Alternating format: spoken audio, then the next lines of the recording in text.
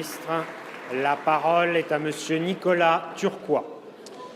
Monsieur le Président, mes chers collègues, ma question s'adresse au ministre de la Cohésion des Territoires. Monsieur le ministre, le Président de la République a annoncé en début d'après-midi une série de mesures destinées aux quartiers favorisés de notre pays. Ces banlieues, ces villes de taille moyenne, mais aussi ces territoires ruraux, ont le sentiment d'être soit laissés pour compte, soit au contraire stigmatisés pour les problèmes que l'on y rencontre. Ce sont des millions de nos concitoyens qui aspirent à vivre tranquillement dans ces lieux où les habitants veulent travailler, se côtoyer le plus normalement du monde. Il est temps de considérer l'ensemble des questions. La question sociale, celle de l'emploi, de l'éducation, de la pauvreté plus importante qu'ailleurs, la promiscuité qui augmente les tensions et qui rend la tâche plus difficile à tous ceux qui font tout pour s'en sortir, pour améliorer leur quotidien, celui de leur famille. C'est à ceux-là en priorité que l'État et la société doivent apporter des réponses en les soutenant dans leur volonté d'émancipation. Ces réponses, pour être efficaces, ne doivent pas conduire à une mise à l'écart de ces quartiers, ni au saupoudrage des mesures. Trop souvent, en multipliant les plans, les outils spécifiques, on a contribué à faire des habitants des citoyens d'exception, les quartiers défavorisés des lieux à l'écart de la règle républicaine commune. Le Mouvement démocrate insiste sur la nécessité absolue de raccrocher ces territoires pour les inscrire dans la continuité républicaine. Le Président de la République a annoncé ce matin qu'il entendait y répondre en leur donnant les mêmes droits et des droits réels. Voilà bien l'essentiel. Tout ne peut pas passer par la seule question des moyens. Il nous faut travailler sur la cohérence des politiques que nous menons entre la rénovation urbaine importante et la place de l'école, de l'éducation à la civilité, de la politique, de l'emploi, de la mixité sociale.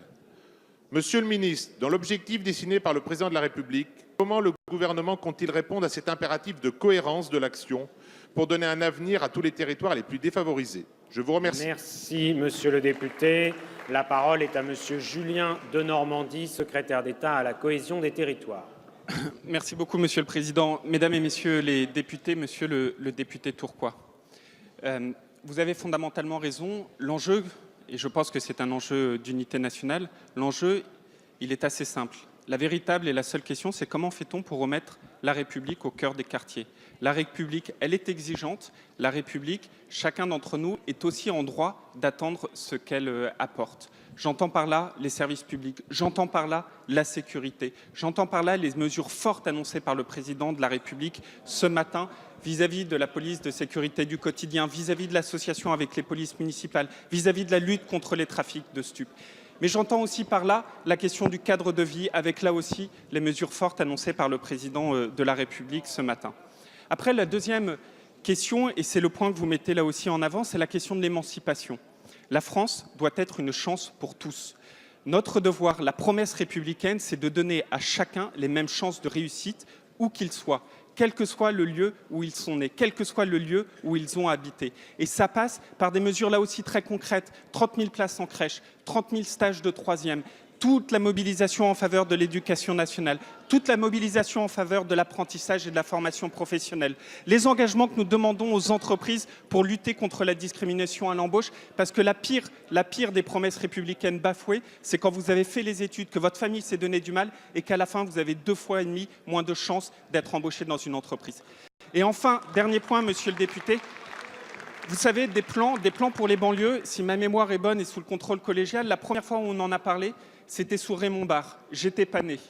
Je pense qu'il est grand temps aussi de se demander si la méthode peut être différente, si avec une approche projet, si avec une confiance qu'on donne dans tous les acteurs, si avec la dynamique que nous avons recréée, avec des gens pas toujours d'accord, mais on a recréé cette dynamique, on ne sera pas en mesure d'y arriver. En tout cas, c'est le pari qu'on fait, je crois que nous avons raison. Merci, monsieur le ministre.